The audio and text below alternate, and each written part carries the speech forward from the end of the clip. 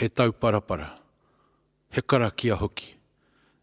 E kitea tēnei tau parapara ki roto i te pukapuka o Marakai a Tawarua. I tū tōna marae ki te taha o manga kuta ko tōna ingoa ko Pōtairau. Mai arara, mai arara, mai arara te rangirunga nei, mai arara te papairaro nei. Mai arara te kāhui ariki, te kāhui tipua, te kāhui tauira. Tuku ana, tuku ana. Tuku ana te reo kia rere, tuku ana te kupu kia taka. Tuku ana te take kia mau, ueha, ueha. Ueha nuku, ueha rangi. Ueha tāne nui ārangi, tāne whakapiripiri.